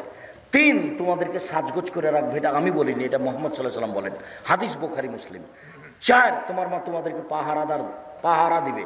আল্লাহর নবী বলছেন তোমার মা পাহারাদার, আমরা বলিনি, পৃথিবীর কোনো মানুষ বলেনি। মুহাম্মদ সাল্লাল্লাহু আলাইহি ওয়াসাল্লাম বলেছেন তোমার মা তোমার জন্য পাহারাদার। বলো তোমার মা কি পাহারা দেয়, বলো তোমার বোনের তোমার মা কি পাহারা দিল। তোমার মা তোমাদের এই পরিবারকে কবর দিয়েছে। আজকের ঘটনা তোমাকে বলছি, তোমার মা ঢং ঢং করে এসেছে, আবার ঢং ঢং করে চলে গেছে, এখন টিভি খুলে বসে আছে, যে দেখো গা, এই তো তোমার মা। যে বলিও খালা, খালা বলে ডাকিও, এটা তোমার মা না, এটা তোমার সৎ মা। এটা তোমার মা নয়, এটা তোমার খালা, এই কথাই ঠিক। এটা তোমার মা নয়, এটা তোমার খালা, এই কথাই ঠিক। এটা তোমার খালা নইলে এটা তোমার সৎ মা। নইলে তোমাদের পরিবারকে এরকমভাবে নষ্ট করলো কেন? তোমাদেরকে এভাবে ধ্বংসের পথে টেনে নিয়ে গেল কেন? সে চিন্তা ভাবনা করলো না কেন? শোনো, উপস্থিত বৈঠকের দিনে মুসলিম ভাই বোন শোনেন, ইহুদি খ্রিস্টান, 1 মিনিট, ইহুদি খ্রিস্টান যতবার সূরা ফাতিহা পড়েন, শেষে গিয়ে বলেন গায়রিল মাগযুবি আলাইহিম ওয়ালাদ-দাল্লিন। আল্লাহ, ওরা ইহুদি, অভিশপ্ত, ওদের পথ দেখায়ও না। ওরা ইহুদি, ওরা অভিশপ্ত, ওদের পথ দেখায়ও না। দাল্লিন, ওরা ভ্রান্ত। খ্রিস্টান, ওরা পথহারা, ওদের পথ দেখায়ও না। ওরা খ্রিস্টান, ওদের পথ দেখায়ও না। এ কথা বলো দিন রাত 24 ঘন্টা। আবার আর একটা বলছি, শোনো, উপস্থিত বৈঠকের দিনে মুসলিম ভাই বোন একটু খেয়াল করেন। এই ছেলেরা, এদিকে লক্ষ্য করো, তোর গায়ে হাত দিয়ে বসে আছো নাকি? এদিকে খেয়াল করো, একটা কথা যেন 19-20 না হয়। এদিকে দেখো, আল্লাহর নবী মক্কা থেকে মদিনায় আসলেন। মদিনায় এসে দেখলেন যে মদিনার লোকেরা মহরমের 10 তারিখ রোজা আছে। মদিনায় এসে দেখলেন যে মদিনার লোকেরা মহরমের 10 তারিখে সিয়াম থাকছে। তাহলে রাসূল বলেন, কি ব্যাপার, তোমরা মহরমের 10 তারিখে সিয়াম থাকো কেন? তখন মদিনার লোকেরা বলল, আরে এটা তো আমাদের বড় দিন। এই দিনে আল্লাহ ফেরাউনকে ডুবিয়ে দিয়েছেন, এই দিনে আল্লাহ মূসাকে বাঁচিয়ে দিয়েছেন, এই কারণেই তো আমরা আল্লাহর শুকরিয়া আদায় করি। মহরমের 10 তারিখ হচ্ছে আমাদের জন্য বড় দিন।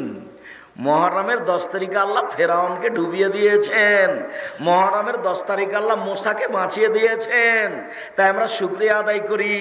তখন মুহাম্মদ সাল্লাল্লাহু আলাইহি ওয়াসাল্লাম বলছে, হ্যাঁ ঠিক ঠিক ঠিক, আমিও তোমাদের চেয়ে বেশি শুকরিয়া আদায় করাতে হক রাখি। আমিও মহরমের 10 তারিখে সিয়াম থাকলাম। সঙ্গী সাথী, তোমরা মহরমের 10 তারিখে সিয়াম থাকো, যেমন বলেছেন সিয়াম থাকো। তেমনি বলছে, হ্যাঁ আমরা মহরমের 10 তারিখে সিয়াম থাকবো। মানে কেন থাকবো? দিন রাত আপনি বলছেন ওদের বিরোধিতা করতে হবে, ওদের বিরোধিতা করতে হবে, ওদের বিরোধিতা করতে হবে, ইহুদি খ্রিস্টানের বিরোধিতা করতে হবে। আপনি দিন রাত বলছেন ওরা মহরমের 10 তারিখ রোজা থাকে, আমরা কেন থাকবো? তাহলে তাদের অনুসরণ হয়ে গেল। বিরোধিতা হলো কিভাবে? বিরোধিতা তো হলো না, আমরা মহরমের 10 তারিখে সিয়াম থাকবো না। তখন আল্লাহ রাসূল বলছেন, থামো থামো থামো থামো থামো, শোনো, লাইন বাকায় তো সানাতাল কাবেলা, আমি যদি সামনে বছর বেঁচে থাকি, লাসুমান্না তাসেয়া, তাহলে মহরমের 9 তারিখও সিয়াম থাকবো। 9 তারিখ হবে বিরোধিতা, 10 তারিখ হবে শুকরিয়া। আর তুমি ব্রাজিলের পতাকা মোটরসাইকেল নিয়ে ঘুরো, বলো তো এটা কেমন? তোমাকে দেখলাম আর বুক ফেটে যায়, তুমি মুসলমানের ছিল, আমি কিছু করতে পারি না। আমি তোমাকে চোখে দেখি, রাস্তা দিয়ে হাঁটলে বিশাল পতাকায় তুমি খেলা দেখো, কাতার হলে কি হবে আমি বলেছি। একদিকে আছে জিবরাইল আলাইহিস সালাম আর একদিকে আছে মালাকুল মউত, দুইজন মিলে আন্তর্জাতিক ফুটবল খেলাচ্ছেন কাবা ঘরের মাঠে, তবু হারাম। বুঝেননি কথা? একদিকে কে আছেন? জিবরাইল আলাইহিস সালামের একদিকে কে আছেন? মালাকুল মউত। খেলছেন কোথায়? কাবা ঘরে, তবু হারাম। তুমি বললে কাতার, সেই জন্য তোমাকে কথা বললাম। সারা একটু দেখাই, 1 মিনিটই ছিল, তোমাকে যে বারবার বলছি যে এক খেলে চেয়ে থাকো। দেখো এদিকে, এদিকে দেখো। জিবরাইল যখন আল্লাহ ইবলিসকে বললেন, এই ইবলিস সর সর সর, তুই হচ্ছে রাজিম, বিতাড়িত, তুই এখানে থাকতে পারবি না, চলে যা। তখন ইবলিস বলছে, আচ্ছা আচ্ছা ঠিক আছে, আমি চলে যাব, তবে আমার দুটা কথা। এক, কিয়ামত পর্যন্ত বেঁচে থাকার সুযোগ দিতে হবে। দিলাম। 2, আদম সন্তান কিভাবে জান্নাতে যায় সেটা আমি দেখে ছেড়ে দেব। তোমার মর্যাদার কসম, তোমার ইজ্জতের কসম, আল্লাহ তোমার সম্মানের কসম, ইবলিস আমি চিরদিনের জন্য আদম সন্তানকে পথ ভুলিয়ে জাহান্নামে নিয়ে যাবই যাব, এই কথা বলে চলে যাচ্ছে ইবলিস। তখন আল্লাহ বলছেন, ওয়া ইজ্জতি ওয়া মাকানি ওয়া ইরতিফায়ে জালালি, আমি আমার মর্যাদার কসম করে বলছি, আমি আমার ইজ্জতের কসম করে বলছি, আমি আমার সম্মানের কসম করে বলছি, আদম সন্তান যতবার ক্ষমা চাইবে আমি ততবার ক্ষমা করে দেব। আদমের ছেলে মেয়ে তোমরা যেভাবে ডাকো আমি সেভাবে থাকি, তোমরা যেভাবে আশা পোষণ করো সেভাবে আমি পূর্ণ করে থাকি। আদমের ছেলে মেয়ে তুমি যেভাবে ডাকো আমি সেভাবে থাকি, তুমি যেভাবে আশা পোষণ করো আমি সেভাবে পূর্ণ করে থাকি। তোমার পাপ বেশি হতে হতে যদি আকাশে লেগে যায়, তুমি যদি আমার কাছে ক্ষমা চাও আমি ক্ষমা করে দিই। আমি পরোয়া করি নে তুমি কত বড় পাপী, আমি পরোয়া করি নে তুমি কত বড় পাপী। তুমি যেভাবে ডাকো আমি সেভাবে থাকি, তুমি যেভাবে আশা পোষণ করো সেভাবে আমি পূর্ণ করে থাকি। তুমি ক্ষমা চাইলে আমি ক্ষমা করে দিই। আমি পরোয়া করি না তুমি কত বড় পাপী, আমি পরোয়া করি না তুমি কত বড় পাপী। তুমি যেভাবে ডাকো আমি সেভাবে থাকি, তুমি যেভাবে আশা পোষণ করো আমি সেভাবে পূর্ণ করে থাকি। ইবলিস সরে যা। স্পষ্ট বিষয়টা বুঝতে পারলেন? ইহুদি খ্রিস্টান ফাঁকি দিয়েছে আপনাকে। এখনো আরেকটু কথা আছে, শেষ হয়নি। আল্লাহর নবী এবার আফসোস করে কয়েকটা কথা বলছেন, এবার শুনেন। এই ছেলে, তোমার তো লজ্জাবোধি নাই, তুমি আফসোস কি দেখাবা? দেখো মুহাম্মদ সাল্লাল্লাহু আলাইহি ওয়াসাল্লাম আফসোস করে বলছেন, আমি আফসোস করে আমার উম্মতের উপরে দুঃখ পোষণ করে বলছি, আমার উম্মত অন্যায় পাপ করার ব্যাপারে ইহুদি খ্রিস্টানদের সাথে মিশে যাবে। ডান হাতের বিঘত যেমন বাম হাতের সমান, ডান হাতের বিঘত যেমন বাম হাতের সমান, এটা যেমন সমান সমান, আমার উম্মত অন্যায় পাপ করার ব্যাপারে ইহুদি খ্রিস্টানদের সাথে মিশে যাবে সমান সমান। আবার বলছেন, পৃথিবীর মানুষ শুনে রাখো, ডান পায়ের জুতা যেমন বাম পায়ের সমান, ডান পায়ের জুতা যেমন বাম পায়ের সমান, সমান সমান যেমন আমার উম্মত ইহুদি খ্রিস্টানদের সাথে অন্যায় করার ব্যাপারে মিশে যাবে তেমন। আবার বলছেন, আমি দুঃখ করে বলছি, ইহুদি খ্রিস্টান যদি মার সাথে জেনা করে থাকে, আমার উম্মত মার সাথে জেনা করবে। এগুলো তিনি আমাদের উপর আফসোস করে বলে রেখে গেছেন। হাদিস সব বুখারী মুসলিম। আর আমরা তার পতাকা নিয়ে ঘুরছি। এখন তুমি বুঝো যুবক, তোমার যদি একটু হিতাহিত জ্ঞান থাকে, তোমার যদি সামান্য তোমার হিতাহিত জ্ঞান থাকে, তাহলে তুমি ব্রাজিলের পতাকা মোটরসাইকেলে কেন এখনই ফেলে দিয়ে পেশাব করে যাবা, পেশাব করে দিও। আমি তোমার সামনে থুথু দিয়ে দিলাম। সম্মানিত দিনী ভাই বোন, সম্মানিত দিনী বোন, আপনাকে আমি আবারও অনুরোধ জানিয়ে সামনের দিকে চলে গেলাম। অনেক আফসোস আপনার উপরে থেকে গেল। পরিবার আপনি নষ্ট করেছেন, পরিবার আপনি ধ্বংস করেছেন। আল্লাহর কাছে ক্ষমা চেয়ে পরিবারকে সুন্দর করার চেষ্টা করেন, আপনি চেষ্টা করলে কিছু আগাতে পারবেন ইনশাআল্লাহ। আমি আপনাকে দোয়ার কথা বলে গেলাম, দোয়া করে পরিবারের জন্য আল্লাহকে বলেন, এবং আপনি যা করেছেন এখন ঠিক হয়ে যান। আপনি 4টা কাজ করেন, আপনার জন্য জান্নাতের সব দরজা খোলা। যদিও রাসূল সাল্লাল্লাহু আলাইহি ওয়াসাল্লাম বলছেন জাহান্নাম বলতে নারী আর নারী, জাহান্নাম বলতে নারী আর নারী, জাহান্নাম বলতে নারী আর নারী, জাহান্নামের অধিকাংশই নারী। এরপরেও মুহাম্মদ সাল্লাল্লাহু আলাইহি ওয়াসাল্লাম বলেছেন মহিলারা যদি 4টা কাজ করতে পারে জান্নাতের সব দরজা খোলা। যদি 4টা কাজ করতে পারে জান্নাতের সব দরজা খোলা। 1, 5 ওয়াক্ত সালাত, 2 রমজান মাসে সিয়াম রোজা, 3 স্বামীকে মেনে চলা, 4 জেনায় লিপ্ত না হওয়া। আব্দুর রাজাক সাহেব একটু শোনেন, আমরা আটমল এলাকার মহিলা, আমরা গ্রামের নারী মহিলা, আমরা প্রথম 3টা কাজ করতে পারি। 1, 5 ওয়াক্ত সালাত আদায় করি, 2 রমজান মাসে সিয়াম থাকি, 3 আমরা জেনায় লিপ্ত হই না, জেনা করি না, 4 তবে স্বামীকে মেনে নিতে পারি না। কেন? স্বামীর মুখ খারাপ, ও খালি গালি দেয়, ও খুব গালি দেয়, আর ও খালি বড় মোবাইলে ল্যাংটা মেয়ে দেখে, ওকে সহ্যই করতে পারি না। ওর চাল চলন, ওর চরিত্র আমার কাছে এত খারাপ যে রান্না বান্না হলে আমি মেয়েকে বলি যে তোর বাপকে খাবার দিয়ে, আমি যেতে পারি না। বৌমাকে বলি তোমার শ্বশুরকে খাবার দিয়ে আসো। ঠেলাই পড়ে যদি আমি একবার যাই পানি নিয়ে, তো গিলাসটা এভাবে ঠেকুস করে রেখে এভাবে চলে যাই, ওর মুখের কারণে, ওর স্বভাবের কারণে। আমি আপনার সাথে একমত, এই কথাই ঠিক। এই ছেলে, এই কথাই ঠিক। এখানে এমনও যুবক আছে, শত যুবক আছে যার হাজারো মেয়ের সাথে জেনার সম্পর্ক আছে, যার মোবাইলে দিন রাত ল্যাংটা মেয়ে আছে, দিন রাত। শোনো, তোমাকে আমি একটু আশ্বস্ত করি, তুমি যদি আজ মোবাইলের নোংরা মেয়ে ছেড়ে দিতে পারো, তাহলে বিচারের মাঠে, তুমি বিচারের মাঠে 7 শ্রেণীর মানুষ ছায়াতলে থাকবে, তার মধ্যে তুমিও থাকবা ইনশাআল্লাহ। তুমি ফিরে আসো। আর মোবাইলের আর একটা নাম হলো জেনা, মোবাইলের আর একটা নাম হলো জাদু। পেশাব পায়খানাতে মানুষ মোবাইল নিয়ে যায়, তার মানে মোবাইল হলো জাদু। জেনা কি করে? আইনানে তাজনিনে জেনা হমন নাজর, 2 চোখের জেনা হচ্ছে চোখ দিয়ে দেখা। আর লোজনানের জেনা হল ইস্তেমাও, 2 কানের জেনা হচ্ছে কান দিয়ে শোনা। তোমার 2 কানে ইয়ারফোন লাগা আছে, গান চলছে ইন্ডিয়ার, আর তোমার চোখের সামনে ল্যাংটা মেয়ে নাচছে। অলিয়াত জেনাহাল বাদশ, হাতের জেনা হচ্ছে হা দিয়ে ধরা। আর রিজল জেনাহাল মাসি, পায়ের জেনা হচ্ছে পা দিয়ে চলা। জেনাল কালতাতামনা তাস্তাহি, অন্তরের জেনা হচ্ছে পরিকল্পনা করা। জেলাল নেলাস নুতক, আর জিবার জেনা হচ্ছে কথা বলা। এগুলো সব জেনা। শোনেন, একটা কথা চট করে মনে পড়লো, একটা হাদিস মুসলিম, দেখি আপনাকে আমি বুঝাতে পারি কিনা। গত জুমায় আমি বলছিলাম, আমি চেষ্টা করছি আপনি এক খেয়ালে চেয়ে থাকেন তো আপনাকে আমি বুঝাতে পারি কিনা। এইরকমই একদিন বৈঠকে আল্লাহ নবী বলছেন, ইস্তাহিউ মিনাল্লাহি হাক্কাল হায়া, পৃথিবীর মানুষ তোমরা একটু আল্লাহকে সত্য সত্যই লজ্জা করো। পৃথিবীর মানুষ তোমরা একটু আল্লাহকে সত্য সত্যই লজ্জা করো, তোমরা একটু আল্লাহকে লজ্জা করো। তো সাহাবীগণ বলছেন, ইন্না নাস্তাহি মিনাল্লাহি, আমরা সত্যই আল্লাহকে লজ্জা করি। আল্লাহর নবী, আমরা আল্লাহকে লজ্জা করি।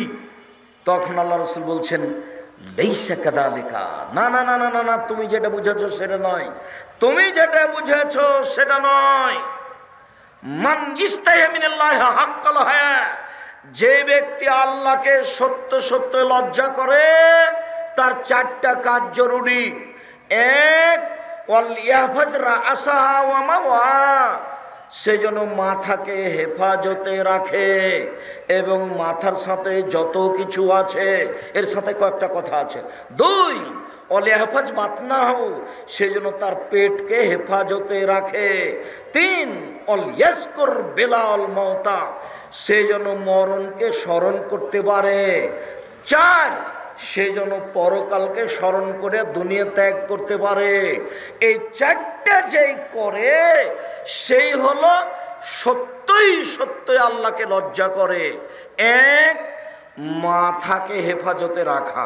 মাথা মানে গলা থেকে ওপর দিককে হেফাজতে রাখা। এক নম্বরে হলো চক্ষু। চক্ষুকে হেফাজতে রাখে যে, সেই মাথাকে হেফাজতে রাখে। বলো এখন তোমার মোবাইলের কি খবর? দুই, কানকে যে হেফাজতে রাখে সেই মাথাকে হেফাজতে রাখে। বলো তোমার কানের ইয়ারফোনের কি খবর? তিন, মুখ জিহ্বাকে যে হেফাজতে রাখে সেই মাথাকে হেফাজতে রাখে জিহ্বা। 1 মিনিট, রাসূল সাল্লাল্লাহু আলাইহি ওয়াসাল্লাম বলছেন, পৃথিবীর মানুষ শুনে রেখো, তোমরা যদি দুইটা জিনিসের জিম্মেদারি নিতে পারো, আমি মুহাম্মদ সাল্লাল্লাহু আলাইহি ওয়াসাল্লাম তোমাদেরকে জান্নাতে নিয়ে যাওয়ার জন্য জিম্মেদারি নিলাম। এক, মুখকে যে হেফাজতে রাখবে আর যে লজ্জা স্থানকে হেফাজতে রাখবে, জেনায় লিপ্ত হবে না, আমি মুহাম্মদ সাল্লাল্লাহু আলাইহি ওয়াসাল্লাম তাকে জান্নাতে নিয়ে যাব, আমি জিম্মেদারি নিলাম। এই ছেলে বসো। ওই ছেলে উঠলো কেন? ব্যস্ত হয়েন না। আমরা এক পর্যায়ে, আমি তো আর আব্দুল্লাহ বিন ফজল নই যে ভোর পর্যন্ত বক্তব্য দিব। আব্দুল্লাহ বিন ফজল রাহিমাহুল্লাহ আমার শোনা কথা ঘন্টার ঘন্টা বক্তব্য দিতেন। তো আমরা তো অত বক্তব্য দিতে পারি না, আমাদের কাছে অত বিদ্যাও নেই। আমরা আপনার তাকিয়ে থাকতে থাকতে দেখবেন কথা শেষ হয়ে গেছে। তা আল্লাহর নবী যে বললেন যে মাথাকে হেফাজতে রাখতে পারে সেই আল্লাহকে সত্য সত্যই লজ্জা করে।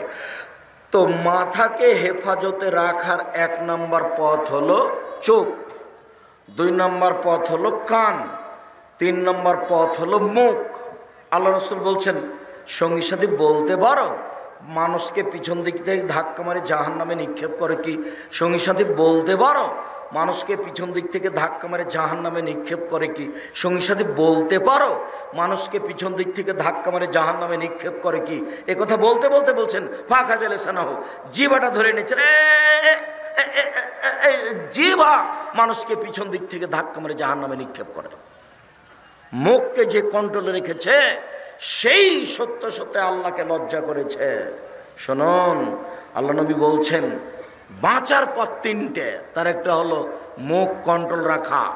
যে মুখকে কন্ট্রোলে রেখেছে, হেফাজতে রেখেছে, সেই জান্নাতে যাবে, সে বেঁচে গেছে। 2, পেটকে হেফাজতে রাখা মানে হারাম না খাওয়া। 3, মরণকে স্মরণ করা। এই ছেলে, একটা কথা আমার উপরে বলা হয়েছে, দেখো তো তুমি এই হাদিসটা অনুবাদ ঠিক করে, আমি বলছি তুমি একটু খেয়াল করো তো। আমার ব্যাপারে বেশ কিছু কথা বলা হয়েছে, তার একটা বলা হয়েছে যে আব্দুর রাজ্জাক সাহেব বলেছেন মুহাম্মদ সাল্লাল্লাহু আলাইহি ওয়াসাল্লামের বাপ মা জাহান্নামে যাবে। আমি বলেছি এ কথাই ঠিক, আমার উপরে অন্যায়ভাবে নানান কথা বলা হচ্ছে, এ কথাও ঠিক। আপনি একটু হাদিসের অনুবাদ আমার দিকে খেয়াল করেন, আপনি বুঝতে পারবেন। আবু হুরায়রা রাদিয়াল্লাহু তাআলা আনহু বলছেন, আল্লাহর নবী একদিন তার মায়ের কবর জিয়ারত করতে গেলেন। ফাবাকা, মায়ের কবর জিয়ারত করতে গিয়ে কাঁদতে লাগলেন। ওয়াবকা মান হাওলাহু, আশেপাশে যারা ছিল সবাইকে কাঁদিয়ে দিলেন। দিয়ে বলছেন, শোনো তোমরা, ইন্নী ইস্তাজানতু ফি আন আস্তাগফিরা লাহা, আমি আমার মায়ের জন্য ক্ষমা চাওয়ার অনুমতি চাইলাম। আল্লাহ আমাকে একটু অনুমতি দাও না, আমি আমার মায়ের জন্য একটু ক্ষমা চাই তোমার কাছে, আমাকে একটু অনুমতি দাও। আমি একটু বলি যে আল্লাহ তুমি আমার মাকে ক্ষমা করো, আমি একটু বলি আমাকে অনুমতি দাও। ফালাম ইউজাল্লি, আমাকে অনুমতি দেওয়া হলো না। না না না না না না না, তুমি তোমার মায়ের জন্য ক্ষমা চাইতে পারো না। না না না না, তুমি তোমার মায়ের জন্য ক্ষমা চাইতে পারো না, তুমি তোমার মায়ের জন্য ক্ষমা চাইতে পারো না। ওয়াস্তাজানতুহু, আমি তখন তার কাছে আবার অনুমতি চাইলাম। আন আজুরা কাবরাহা, আমি তার কবর একটু দেখতে যাব, জিয়ারত করতে যাব। ফাওয়াজানালি, আমাকে অনুমতি দেওয়া হলো, যাও তোমার মায়ের কবর দেখে আসো, তবে কবর পাশে গিয়ে বলতে বাবা না আমার মাকে ক্ষমা করো। এই ছেলে বলো তো কি বুঝলে তুমি? যে নবী মায়ের জন্য ক্ষমার কথা বলতেই পারে না, সেই মা জান্নাতে চলে যাবে কিভাবে? বলাই নিষেধ। বুঝাতে পারলাম না মনে হয়? হাদিস মুসলিম, কথা মনে হয় বুঝাতে পারিনি ভালো করে। আবার বলি, আমার দিকে একটু খেয়াল করেন তো, কথাটা আবার বলি। আল্লাহর নবী কবর জিয়ারত করতে গেছিলেন কার? মায়ের। দিয়ে কেঁদে ফেলেছিলেন। আশেপাশে যারা ছিল সবাই কেঁদেছিল। এরপরে তিনি বললেন, শোনো দুনিয়ার মানুষ, আমি আল্লাহর কাছে অনুমতি চাইলাম যে আল্লাহ, আমি একটু তোমাকে বলতে পারি কি যে আমার মাকে ক্ষমা করো? এই কথাটা আমি তোমার কাছে বলার অনুমতি চাচ্ছি। তখন আল্লাহ আমাকে অনুমতি দিলেন না। বুঝা গেছে? তা আমি তখন আল্লাহকে বললাম যে ঠিক আছে, আমি আমার মায়ের জন্য ক্ষমা চাওয়ার অনুমতি তো পেলাম না, তো আমি একটু মায়ের কবর দেখতে যেতে পারি? তখন আল্লাহ বললেন ঠিক আছে, দেখতে যেতে পারো। কেন? কবর দেখতে গেলে মরণকে স্মরণ হয়। সম্মানিত দিনী ভাই বোন, সত্য মিথ্যার দুই একটা বাক্য বলি। 3 শ্রেণীর মানুষ এমন পাপী যাদের সাথে আল্লাহ কথা বলবেন না। 3 শ্রেণীর মানুষ এমন পাপী যাদের সাথে আল্লাহ কথা বলবেন না। 1, মালিকুন কাযযাব, মিথ্যুক দায়িত্বশীল। যারা মিথ্যুক হেড মৌলানা, মিথ্যুক হেডমাস্টার, মিথ্যুক প্রিন্সিপাল, মিথ্যুক ভাইস চ্যান্সেলর, মিথ্যুক ওসি, মিথ্যুক দারোগা, মিথ্যুক এমপি, মিথ্যুক মন্ত্রী, মিথ্যুক জেল সুপার, মিথ্যুক চেয়ারম্যান, মিথ্যুক মেম্বার, যারা যেখানে মিথ্যা কথায় দায়িত্ব পালন করছে, সে যত বড়ই পরহেজগার হোক না কেন, যতবারই হজ করুক না কেন, তার সাথে আল্লাহ বিচারের মাঠে কথা বলবেন না। 2, মালিকুন কাযযাব, শাইখুন জানিন, বেশি বয়সে জেনা করে, যে বেশি বয়সে জেনা করে তার সাথে আল্লাহ বিচারের মাঠে কথা বলবেন না। 3, আয়লুন মুস্তাকবির, গরিব মানুষ যে অহংকার করে, গৌরব করে, তার সাথে আল্লাহ কথা বলবেন না। এই জায়গাটাতে অন্য একটা শব্দ অন্য হাদিসে এসেছে, যারা টাকনোর নিচে প্যান্ট পায়জামা লুঙ্গি পরে, তাদের সাথে আল্লাহ বিচারের মাঠে কথা বলবেন না। মনে থাকবে কি? রাসূল সাল্লাল্লাহু আলাইহি সাল্লাম বলেন, আরবাউন, 4টা জিনিস আছে যার, সব কিছু আছে তার, জান্নাত আছে তার, ইহকাল আছে তার, পরকাল আছে তার। 1, হিফজ আমানাতিন, আমানতের রক্ষা। 2, সিদক হাদিসিন, সত্য কথা। 3, ইফাতুন বিতহমাতিন, বৈধ রুজি। বৈধ রুজি যার, সব কিছু তার। সত্য কথা যার, সব কিছু তার। আমানতের রক্ষা যার, সব কিছু তার। ভালো চাল চলন যার, সব কিছু তার। পৃথিবীতে সবচেয়ে বড় পাপ 3টি। 1, আল্লাহর সাথে শিরক করা। 2, পিতামাতার অবাধ্য চলা। 3, মিথ্যা সাক্ষী দেওয়া। মিথ্যা সাক্ষী মহাপাপ। 1 মিনিট। বিচারের মাঠে মানুষ উপস্থিত হওয়ার পূর্ব পর্যন্ত কবরে মানুষের শাস্তি হতে থাকবে। যারা মিথ্যা কথা বলবে তাদের মুখের 2 দিক দিয়ে লাঠি ঢুকিয়ে দিয়ে মুখটাকে চিরে ফেলা হবে। যতদিন পর্যন্ত বিচার না হচ্ছে ততদিন পর্যন্ত এভাবে ঘটতেই থাকবে। কাজেই মিথ্যা থেকে বেঁচে থাকুন। সামান্য ব্যাপারে মিথ্যা কথা বলে পরকাল হারায়েন না। সম্মানিত দিনী ভাই বোন, আমরাও আসলে ক্লান্ত, রাতও গভীর হয়েছে। সময়ের গতিতে আজকের মতো আর লম্বা আলোচনা না করে আপনাদেরকে আটমূল মাদ্রাসার জন্য সার্বিকভাবে দানের হাত প্রশস্ত করার অনুরোধ জানিয়ে 22-23 ডিসেম্বরে ডাঙ্গিপাড়া পবা রাজশাহী জামিয়া সালাফের সম্মেলনে উপস্থিত হওয়ার অনুরোধ জানিয়ে সবার সভাপতি সাহেব উমরাতে গেছেন, 40,000 টাকা দিয়েছেন। আল্লাহুম্মা সাল্লি আলাইহি, আল্লাহুম্মা বারিক আলাইহি। বই পুস্তক আছে, আমি ওটা ভুলে গেছিলাম। বিশেষভাবে মাসিক আল ইতেসাম পত্রিকা। সবাই একটু এদিকে আসেন। কে বড় লাভবান, কে বড় ক্ষতিগ্রস্ত, আদর্শ নারী, আদর্শ পরিবার, বক্তা শ্রোতার পরিচয়। আর আমার জীবনের বড় সাধনা হচ্ছে মাসিক আল ইতেসাম পত্রিকা। 12 জন বড় বড় মুফতি দিয়ে লেখা হয়। একটু আমার হাতের ডান দিকে, আপনাদের বাম দিকে বিশেষভাবে মাসিক আল ইতেসাম পত্রিকা 50টা প্রশ্নের উত্তর আছে। আমার দিনী ভাই বোন সবাইকে বইগুলি সংগ্রহ করার জন্য অনুরোধ জানাচ্ছি। আমি কিছু প্রশ্নের উত্তর দিই, আর যার যতটুকু দান করা সহজ সম্ভব তারা অবশ্যই, যেহেতু আটমুল সালাফিয়া কওমি মাদ্রাসা, কাজে সবাই আসবেন। কম থেকে কম হোক, বেশি থেকে বেশি হোক, দান করার আশায় কেউ খালি হাতে আসবেন না। এসেছেন 10 টাকা হোক, 50 টাকা হোক, 500 টাকা হোক, দান করে যাবেন। আমি আপনাদেরকে আন্তরিকভাবে অনুরোধ জানাচ্ছি। সকলকে দান করার অনুরোধ জানিয়ে বই পুস্তকগুলি আমার হাতের ডান দিকে আছে, আপনাদের বাম দিকে আছে।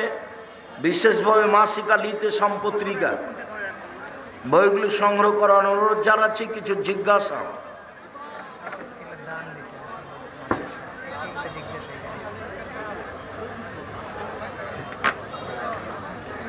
বর্তমানে দাস প্রথার কি অবস্থা? নবী সাল্লাল্লাহু আলাইহি ওয়াসাল্লাম হলো মাওলানা মানুষ, হুজুর দিয়ে জাহান্নাম উদ্বোধন হবে। 1, 2 দানশীল দিয়ে, 3 শহীদ যোদ্ধা দিয়ে। এগুলো কেন? যখন সবটাই হবে লোক দেখানো, যখন সবটাই কি হবে? লোক দেখানো হবে, তখন এদের 3 শ্রেণীর মানুষ দিয়ে জাহান্নাম উদ্বোধন হবে। আমাদের নবী মুহাম্মদ সাল্লাল্লাহু আলাইহি সাল্লামের দেহ মোবারক নূর দ্বারা সৃষ্টি, এমনকি আল্লাহর জাতি নূর দ্বারা সৃষ্টি। জিনা মিথ্যা কথা। আমাদের নবী মুহাম্মদ সাল্লাল্লাহু আলাইহি সাল্লাম মাটি দিয়ে তৈরি, ওর বাপ ছিল, মা ছিলেন শুক্র কীটের তৈরি। আমাদের নবী মুহাম্মদ সাল্লাল্লাহু আলাইহি সাল্লাম কিসের তৈরি? মাটির তৈরি, শুক্র কীটের তৈরি, বাপ মায়ের মিলনের মাধ্যমে। লক্ষ টাকা সিকিউরিটি দিয়ে, 2 লক্ষ টাকা সিকিউরিটি দিয়ে দোকান ঘর ভাড়া নিয়েছি। প্রতি মাসে ভাড়া দিতে হয় 5,000 টাকা, কিন্তু 2 লক্ষ টাকার জাকাত আমি দিব না দোকানওয়ালা দিবে? আপনি দিবেন।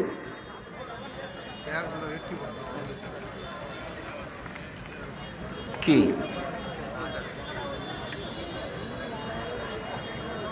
তোর নাম উল্লেখ করে বলছো কেন? না, মানুষের নাম উল্লেখ করে বলে আমি চট করে পড়ে ফেলি, এটা তোমাদের কি দরকার? একজন মাওলানা, একজন ডক্টর বলেছেন যে 100 কোটি টাকার চ্যালেঞ্জ করেছেন। কিসে? কওমি মাদ্রাসাওয়ালা কাফের। হ্যাঁ, সব অহেতুক কথা। এখন তোমরা বলছো তোমরাই মিথ্যুক, না ওরাই আসলে বলেছে।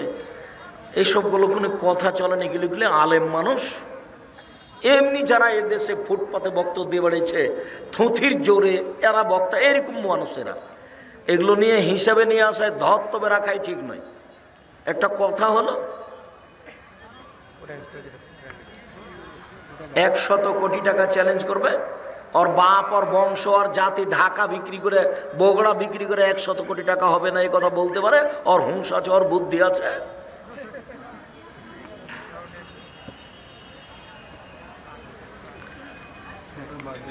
প্রচলিত মিলাদে ইয়া নবী সালাম আলাইকা বলা বিদাত। আমাদের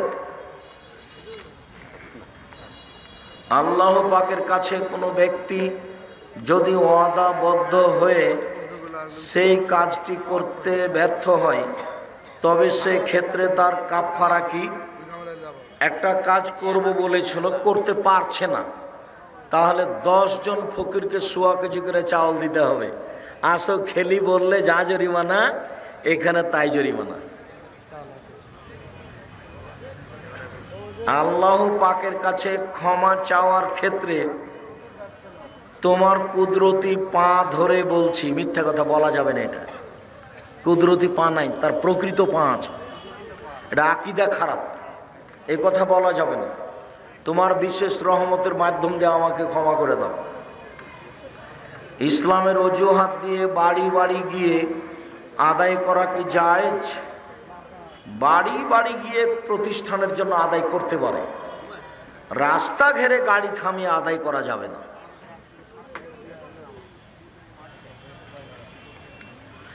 স্ত্রীকে তালাক দেওয়ার 4 মাস পরে কি আর গ্রহণ করা যাবে?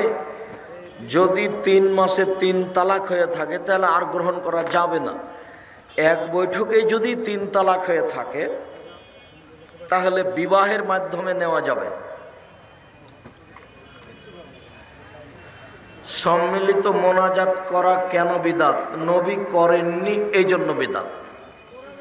আমাদের দোয়ার বইয়ে 24টা জায়গা লেখা আছে হাত তুলে দোয়া করার, 32টা সহিহ হাদিস দেওয়া আছে হাত তুলে দোয়া করার। এরপরেও সম্মিলিত মোনাজাত আমরা দিতে পারিনি। পানি চাওয়া ইস্তিসকা ছাড়া কোনো জায়গাতে সবাই মিলে হাত তুলে দোয়া করলে বিদআত হবে। হাত তুলে দোয়া করা ব্যক্তিগত ব্যাপার, যার যখন ইচ্ছে। চাষতের সালাত লাগাতার প্রতিদিন পড়তে হবে না মাঝে মধ্যে? মাঝে মধ্যে। সাদা দাড়িতে মেহেদি দিব ইনশাল্লাহ সময়ের গতিতে। শুক্রিয়া, জাযাকুমুল্লাহ খায়ের। আল্লাহ আমাদের যারা দিনী ভাই বোন দিন ধর্ম জানা বুঝার জন্য এখানে এসেছে, আমরা যা কিছু বললাম তাদেরকে তুমি মেনে চলার তৌফিক দান করো। আল্লাহ আমাদের যারা মারা গেছে তুমি তাদের কবরের শাস্তি মাফ করো। আমরা যারা অসুস্থ তুমি তাদের আরোগ্য দান করো। যারা আমরা বেঁচে আছি তুমি তাদেরকে তোমার রাসূলের পদ্ধতি অনুযায়ী চলার তৌফিক দান করো। আল্লাহ তুমি আমাদের কবুল করো। আল্লাহ তুমি আমাদের ভুল ত্রুটি মাফ করো। সালাম দেওয়া যাবে না এমন কোনো মহিলা নেই, নিরাপদ থাকলে সবাইকে সালাম দেওয়া যাবে। শুক্রিয়া, আল্লাহ তুমি আমাদের ভুল ত্রুটি মাফ করো। আমরা সাধারণ মানুষ, তুমি আমাদেরকে বিশেষ দয়া রহমত দিয়ে ঘেরে আমাদেরকে তোমার রাসূলের পদ্ধতি অনুযায়ী চলার তৌফিক দান করো। তোমার দরবারে জোরালো দাবি দাওয়া রেখে আজকের সংক্ষিপ্ত আলোচনা এখানে শেষ করলাম। সুবহানাকা আল্লাহুম্মা ওয়া বিহামদিকা আশহাদু আল্লা ইলাহা ইল্লা আনতা আস্তাগফিরুকা ওয়া আতুবু ইলাইক। আসসালামু আলাইকুম ওয়া রাহমাতুল্লাহ।